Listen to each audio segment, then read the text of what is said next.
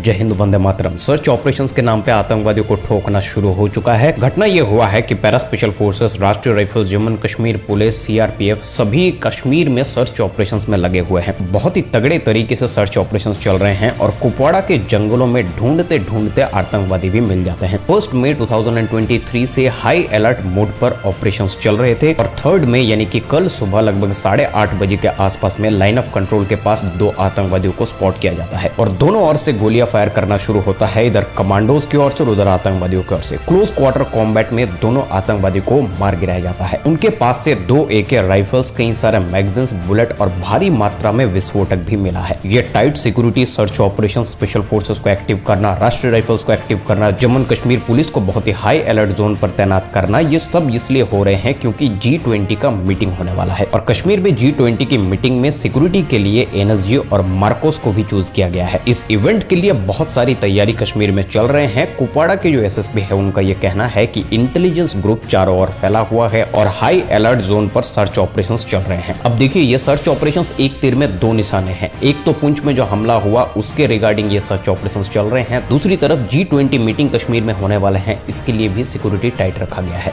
ये तो हो गया न्यूज। जैसे कि मैंने बताया कि न्यूज की DNA और सवाल मैं आपके सामने रखूंगा। अब मैं आपसे पूछता हूँ, कुपवाड़ा, पुंछ, राजौरी, उरी, अनंतनाग, पुलवामा, ये सब हमारा इलाका है। ये इलाका भारत का है। यहाँ पर राष्ट्रीय rifles, para special forces, CRPF, Jammu Kashmir police सभी तैनात रहते हैं। LOC के आसपास के इलाके पर बहुत टाइट सिक्योरिटी हर वक्त रखा जाता है। तो अगर ऐसा है तो कैसे आतंकवादी LOC पार करके हमारे एरिया पर आके एम्बुश करते हैं? सवाल तो यही बनता है ना सर कि हमारे देश की सीमा को लांघ कर यहाँ पर आतंकवादी आ रहे हैं, हमारे सिपाहियों के ऊपर एम्बुश कर रहे हैं, अटैक कर रहे हैं, उसे मार रहे हैं। अभी G20 की मीटिंग आने वाली है तो हाई अलर्ट पर सभी ट्रूप्स को रखा गया है क्योंकि बड़े बड़े लोग आने वाले हैं। मार्को, NSG, पैरा सबको वहां पर डिप्लॉय किया जाएगा। ऐसा इसलिए किया जा रहा है कि G20 में कश्मीर सेफ रहे। ये बहुत अच्छी बात है, लेकिन मेरा सवाल गवर्नमेंट से ये है कि कब तक हम सिर्फ पेड़ के पत्ते तोड़ते रहेंगे? अब एक बड़े पेड़ के जितने भी पत्ते हम क्यों ना तोड़ ले, जैसे जैसे वक्त बीतेगा नया पत्ता फिर से उग जाएगा। तो ये पेड़ है आतंकवाद और ये जो पत्ते है ये आतंकवादी है। हम हमारे देश में आने वाले कितने भी आतंकवादियों को क्यों ना मार गिराए, जैसे मोहम्मद लश्कर तैयबा जैसे आतंकवादी ग्रुप बार बार आतंकवादी प्रोड्यूस करते रहेंगे। तो इस तरह के पत्ते तोड़कर कितने दिन हम शांत बैठेंगे? क्यों ना हम उस पेड़ को ही जड़ से उखाड़ने की कोशिश करें। जरा याद कीजिए अमेरिका के उस ऑपरेशन के बारे में जिस ऑपरेशन में ओसामा बिन लादेन को ठोक दिया गया था। अब देखो, अमेरिका के ट्विन टावर के ऊपर जैसे ही हमला हुआ उसको पता चला कि ये चिरकुट जो हमला